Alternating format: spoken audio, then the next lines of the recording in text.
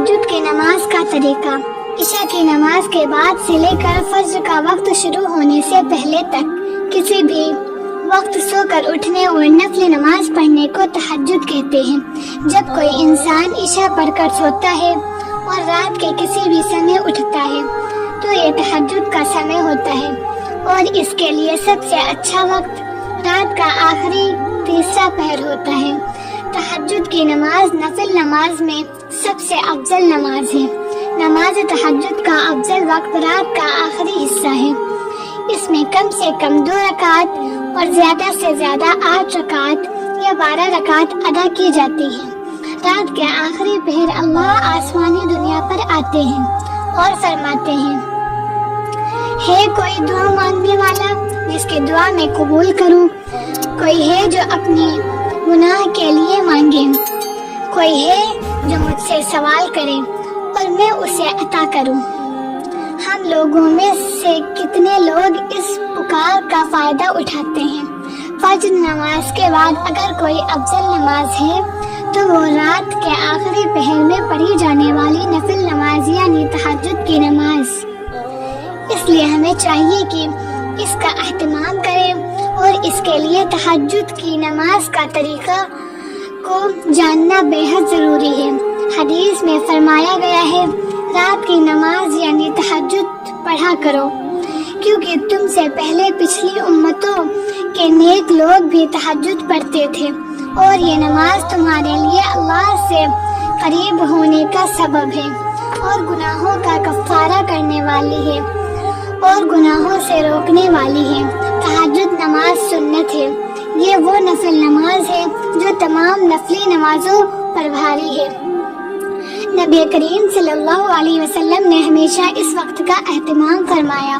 जो लोग तहज्जुद की नमाज पढ़ते हैं वो खुशनसीब होते हैं, क्योंकि हर बंदे को तहज्जुद की नमाज पढ़ने की तौफीक नहीं होती।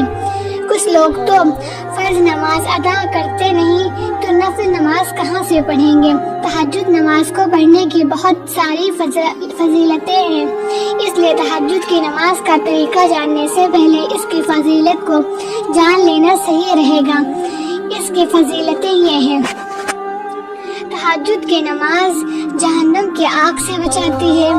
तहज्जुद गुजार लोग सलामती के साथ जन्नत में दाखिल होंगे। तहज्जुद कब्र की वहशत से बचाती है।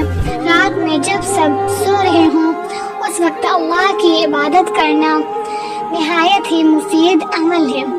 ना मालूम कौन सा वक्त कबूलियत का हो और हमारी दुआ सुन ली जाए। रात की इबादत हमेशा नेक लोगों की मूल रही है। तहज्जुद पढ़ने से हम अल्लाह के करीब होते हैं। तहज्जुद पढ़ने से बीमारी भी दूर होती है। अब तहज्जुद की नमाज का तरीका को समझ लेते हैं। तहज्जुद की नमाज का तरीका ये है कि